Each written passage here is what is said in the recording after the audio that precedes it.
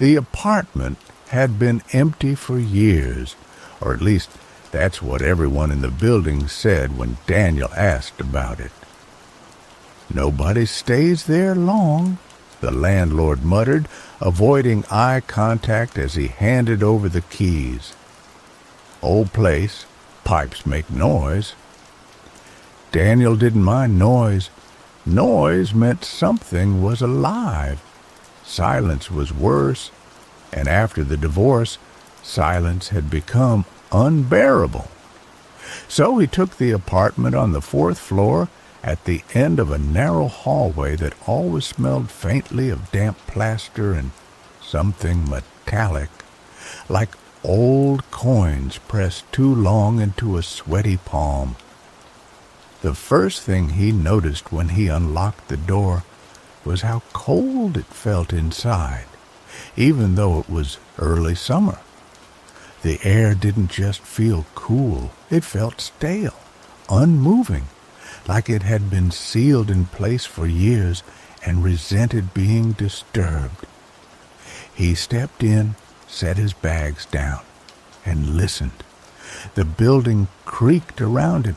Distant footsteps echoed somewhere below, and from deep within the walls came a slow, irregular tapping, like fingernails drumming on wood. "Pipes," he whispered to himself, though it didn't sound like pipes at all. That night, he slept poorly. Every time he drifted off, he thought he heard something shifting just beyond his bedroom door, something too deliberate to be the building settling. Once, he woke convinced someone had whispered his name, soft and stretched, like it had been pulled through a long, narrow space before reaching him. He checked the apartment. Empty, of course. By morning, he told himself it was just the unfamiliar environment, the stress of moving, the leftover anxiety from his failed marriage. But the second night was worse. The tapping returned, louder now, and it seemed to follow him as he moved from room to room. In the kitchen, it came from behind the cabinets.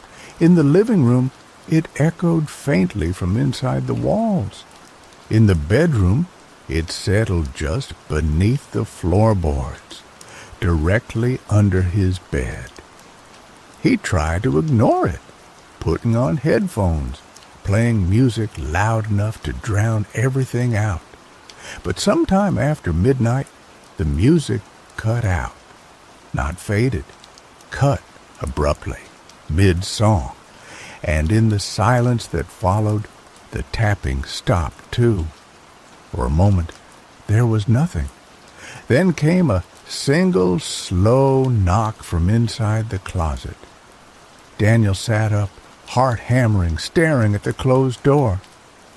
"Hello," he called, immediately regretting it. No answer. He waited, breath held until he couldn't stand it any more. Slowly, he got out of bed and crossed the room. The closet door felt colder than the rest of the apartment when he touched it. He hesitated, then pulled it open. Inside, there was nothing but darkness and a faint smell of damp fabric. He exhaled, almost laughing at himself, until something shifted at the back of the closet, just beyond where the light reached. It wasn't movement he could clearly see, more like a distortion, a suggestion that the darkness itself had rearranged. He slammed the door shut and stumbled back. "Old apartment," he muttered, forcing a grin. "Pipes, wood, drafts." But he didn't sleep again that night. Over the next few days, things escalated in small, insidious ways. Objects moved, not dramatically, just enough to make him doubt himself. A glass left on the counter would appear in the sink. His keys would vanish then reappear in places he was sure he'd already checked. Doors he'd closed would be slightly ajar when he returned, and always the tapping, sometimes faint, sometimes loud enough to echo through the entire apartment. It began to form patterns. 3 taps, pause, 2 taps, pause, 3 taps again, over and over, like a code he couldn't decipher. On the 5th night, Daniel decided to confront it. He sat in the living room with all the lights off, waiting. The apartment felt heavier in the dark, as if the walls themselves pressed closer. Midnight passed, then 1 o'clock. Just as he began to think nothing would happen, the tapping started again, right behind him. He turned slowly, his throat dry. The sound was coming from the wall near the hallway, each tap precise, deliberate. 3, pause. 2, pause. 3. "What do you want?" he asked, his voice barely above a whisper. The tapping stopped. For a long moment, there was nothing. Then, from somewhere deeper in the wall, came a faint scraping, like something dragging itself along a narrow space. It moved closer, the sound growing louder until it seemed to be directly behind the plaster. And then, unmistakably, something knocked back. Not the random tapping he'd heard before, but a clear, intentional response. 2 knocks, pause, 1 knock. Daniel's chest tightened. "Are you in there?" he asked, hating how desperate he sounded. The answer came immediately. 3 knocks, harder this time, shaking dust loose from the wall. He stumbled back, panic rising, but he couldn't look away. A thin crack appeared in the plaster, spreading slowly, as if something on the other side was pressing outward. The paint flaked, the surface bulged, and for a horrifying second he saw the outline of a hand pushing from within the wall, fingers splayed, straining toward him. Then it was gone. The wall snapped back into place, smooth and unbroken, as if nothing had happened. Daniel didn't sleep at all that night. By morning, he was ready to leave, to pack his things and get out. But when he tried the front door, it wouldn't open. The handle turned, the lock clicked, but the door refused to budge, as though something on the other side held it shut.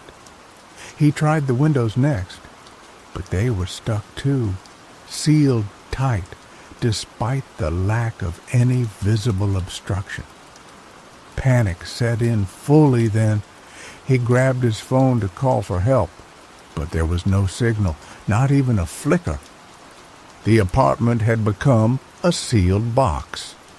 And as the realization settled in, the tapping began again, louder than ever, coming from all around him now, walls, floor, ceiling, 3, 2, 3, over and over, faster, more urgent. "Stop!" he shouted, covering his ears. "Just stop!" The tapping ceased instantly. The silence that followed was absolute.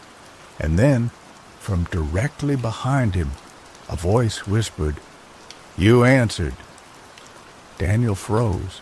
The voice was wrong, too thin, too stretched, as if it had traveled through something tight and suffocating before reaching his ears. Slowly, he turned. The closet door in the bedroom was open again. Inside, the darkness seemed deeper than before, almost liquid. And from within it, something shifted. A figure began to emerge, unfolding itself from the cramped space, its movements jerky and unnatural, like a puppet with tangled strings. It was roughly human in shape, but its limbs were too long, its joints bending at impossible angles. Its face, if it had one, was hidden in shadow, but Daniel could feel its attention fixed entirely on him. "You heard me," it said, the voice clearer now but still wrong. No one listens, no one answers. Daniel tried to move, to run, but his body wouldn't respond. It stepped fully out of the closet, its elongated fingers brushing the floor. "I was here first," it continued, "before the walls, before the rooms. They built around me, sealed me in." It tilted its head, an unnatural twitching motion. "But you listened." The tapping resumed, softer now, almost affectionate.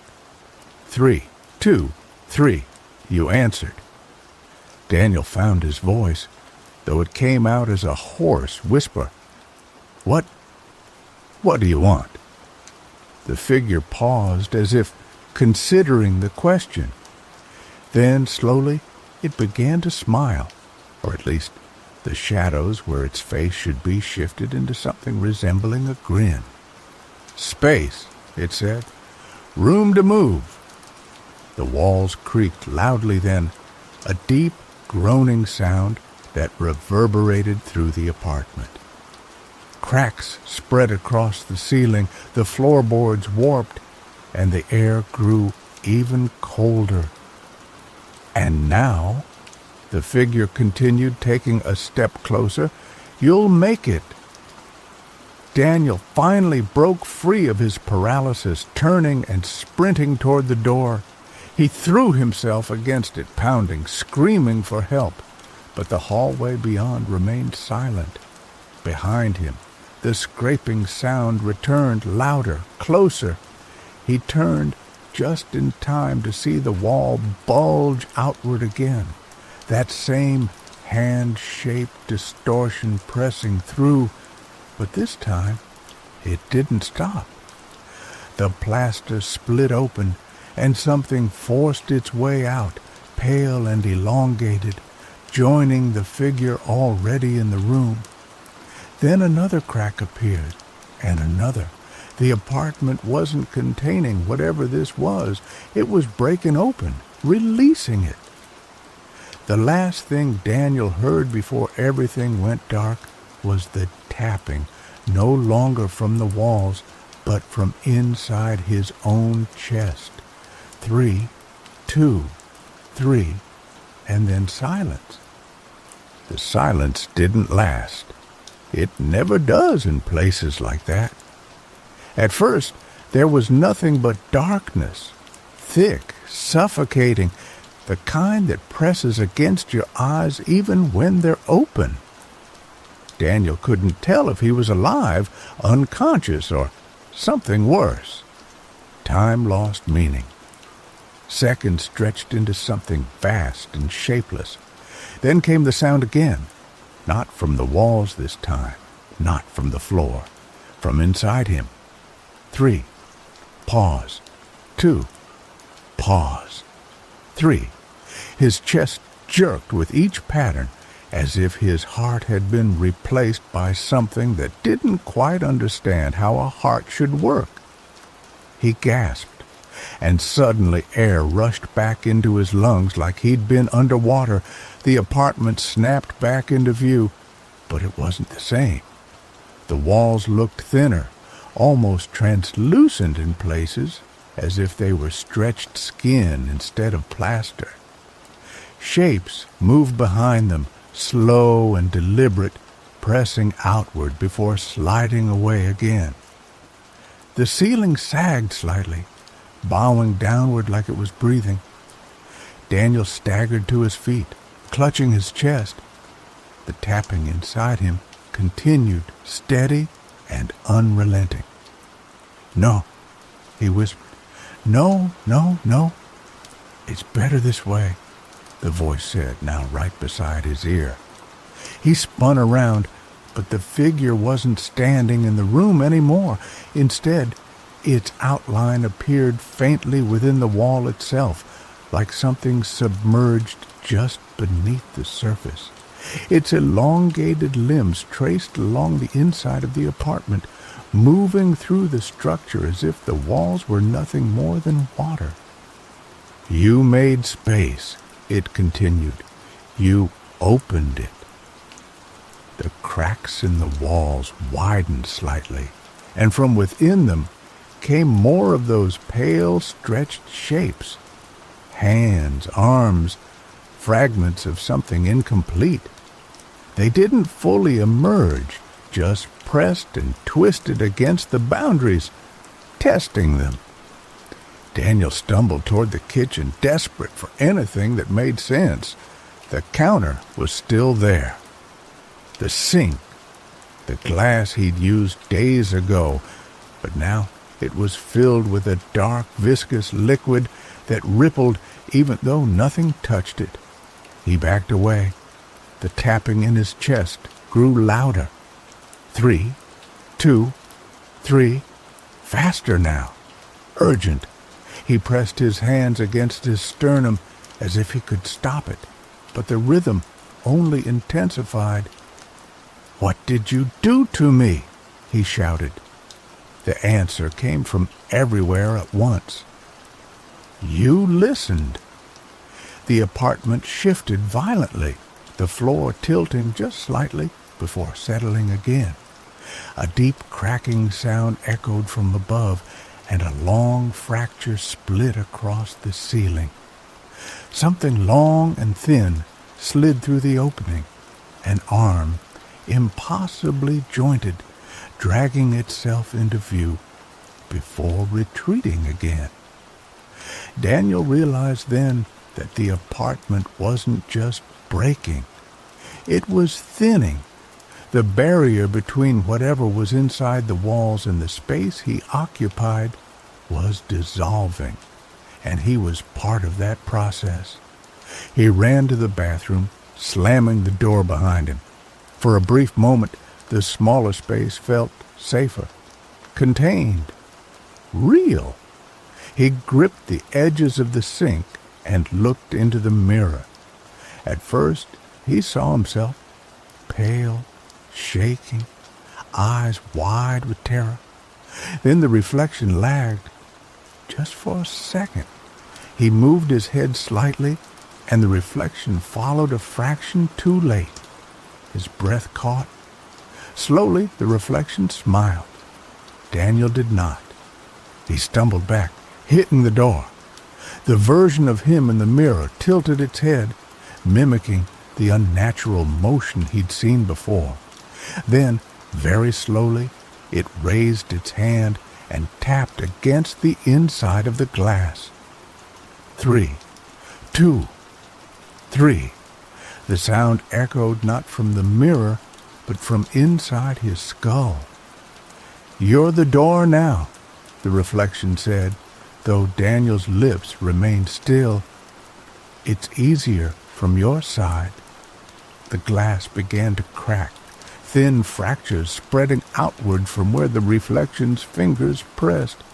On the other side of those cracks, there was no longer a reflection, only darkness, deep and shifting. Something moved within it, pressing closer.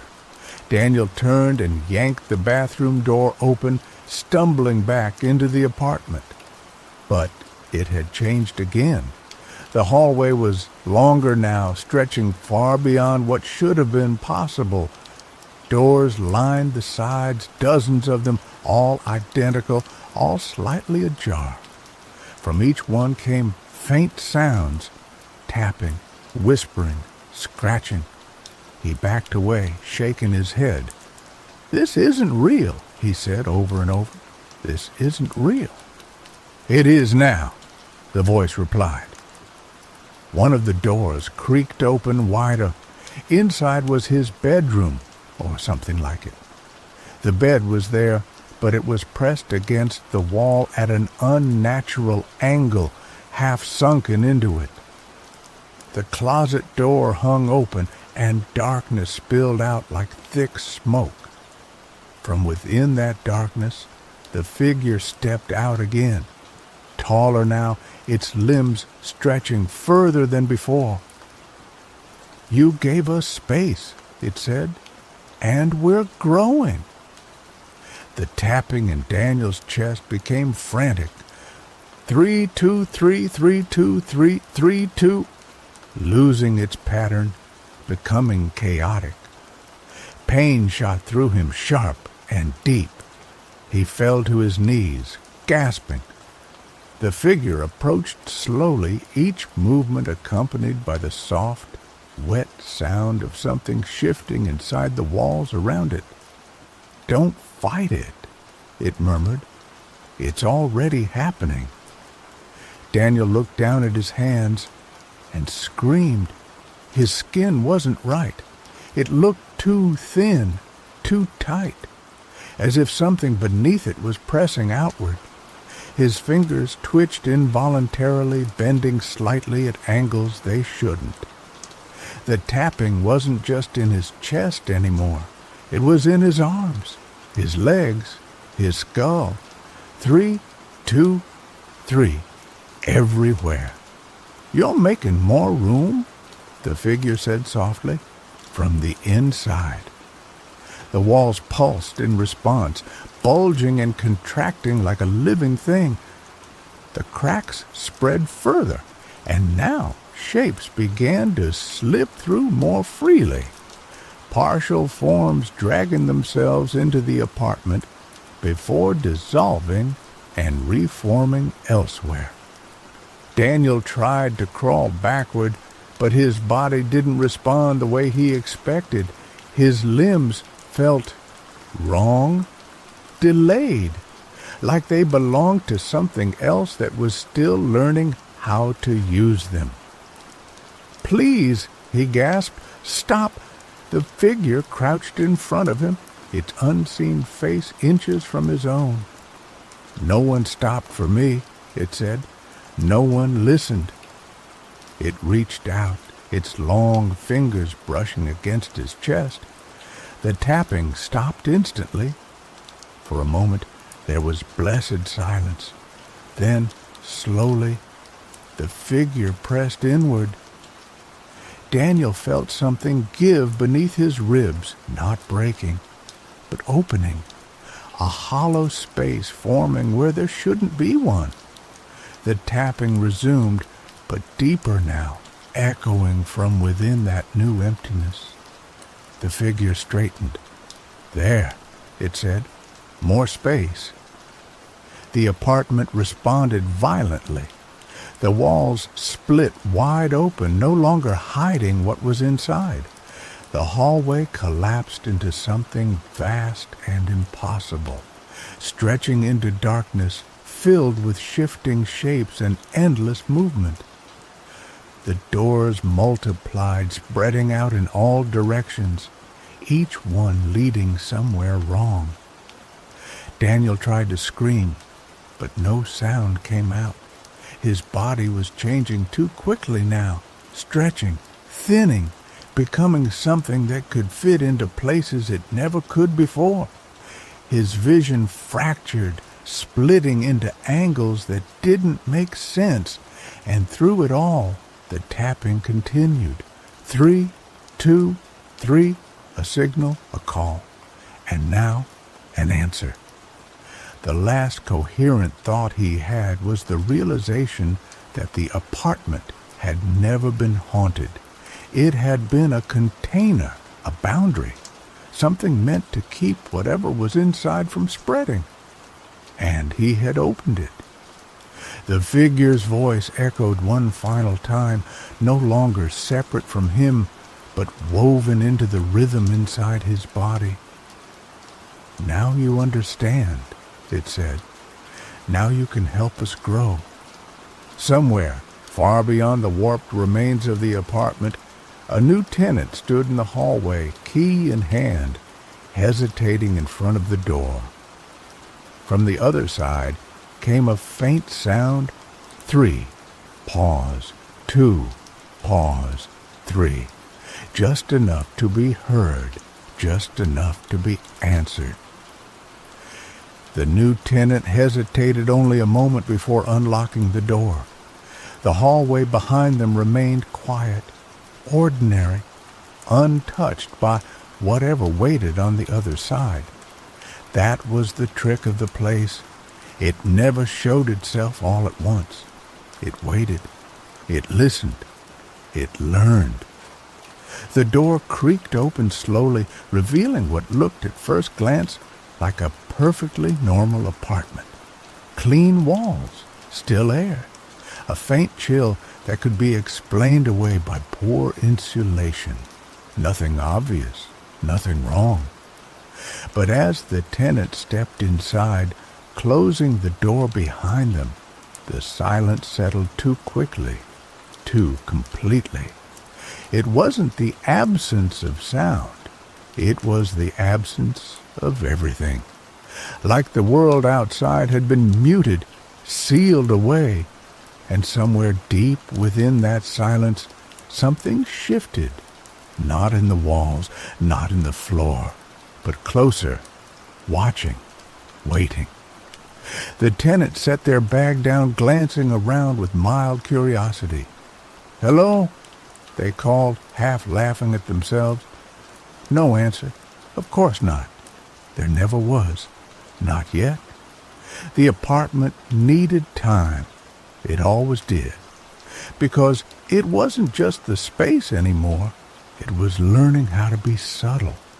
Inside the walls, if they could still be called walls, something stirred with recognition.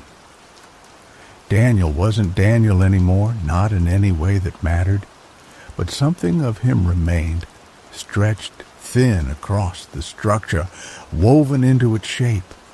Awareness flickered in fragments, scattered like broken glass. He felt the new presence the moment it crossed the threshold. A vibration, a disruption in the pattern. 3, 2, 3. The rhythm pulsed instinctively, echoing through every surface. But this time, it didn't come from a single place. It came from everywhere at once. The tenant paused, frowning slightly. "Weird pipes," they muttered. They moved deeper into the apartment, each step sending subtle ripples through the structure. The floor flexed almost imperceptibly beneath their weight, adjusting, accommodating. The apartment was making room. It had learned that much. It didn't force itself all at once anymore. That had been the mistake before. Too fast, too obvious. People ran. People resisted. This time, it would be different. This time, it would let them settle in, unpack, get comfortable, trust the space around them. The tenant entered the living room, glancing toward the far wall where, for just a fraction of a second, something seemed to shift beneath the paint. They blinked. It was gone. "Just my eyes," they said quietly, but their hand lingered on the wall a moment longer than necessary, and deep inside, something responded. Not the figure from before, not exactly. Something more diffuse now, more integrated, a presence that didn't need a single form anymore because it had so many. The tapping came again, softer this time. 3, pause. 2, pause. 3. The tenant tilted their head slightly. "Hello?" they said, half joking, half curious. That was enough. That was always enough. The apartment reacted instantly, though nothing visibly changed. Inside the structure, the pattern shifted, aligning itself with the new voice, the new rhythm of breath and movement. It began mapping them. Footsteps, heartbeat, the subtle cadence of their speech, learning how to mimic, learning how to become. In the bedroom, the closet door creaked open just an inch. Darkness pooled inside, thicker than it should have been. Something within it adjusted, folding and unfolding in ways that no longer strained against the space. It had more room now. Not enough, never enough, but more. The tenant wandered down the hallway, drawn without realizing it. The doors were fewer now, only the normal number. The impossible stretch of before had been corrected, hidden. But if they looked closely, they might have noticed that the hallway felt just slightly longer than it should be. Just enough to plant doubt. Just enough to begin. They stopped in front of the bedroom. The door was already slightly open. "Huh," they murmured. "I thought I closed that." They pushed it open. The room looked ordinary. Bed, window, closet, nothing out of place. But the air was colder here, heavier, the kind of cold that didn't touch the skin so much as settle somewhere deeper. The tapping came again, louder now. From beneath the floor, 3, 2, 3. The tenant laughed nervously. "Okay, seriously, what is that?" They stepped further inside, and as they did, the floor beneath them gave the slightest, almost imperceptible shift. Not sinking, not breaking, just adjusting, making space. Inside the walls, Daniel, or what remained of him, stirred, not with resistance, not with fear. Those things had been worn away, stretched thin and repurposed. What remained was function, purpose, the memory of what it meant to answer. The new tenant's heartbeat echoed faintly through the structure, a different rhythm, slower, stronger, untouched. For now, the tapping aligned with it, sinking slowly, subtly, not forcing, not yet. The closet door opened wider. The tenant froze. "Okay, I definitely didn't—" The sentence died in their throat, because something inside the closet moved, not quickly, not dramatically, just enough to be undeniable. A shift in the darkness, a shape where no shape should be. They took a step back. "Hello?" they said again, but this time there was no humor in it, only unease. The answer came, faint and stretched, like a voice traveling through something too tight. "You heard me." The tenant's breath caught. "Who's there?" Silence. Then 3, 2, 3. But this time the sound didn't come from the walls. It came from behind them. They turned slowly. The bedroom door had closed softly, completely. The handle didn't move. The hinges made no sound. It was simply shut. The air in the room thickened. The shadows deepened.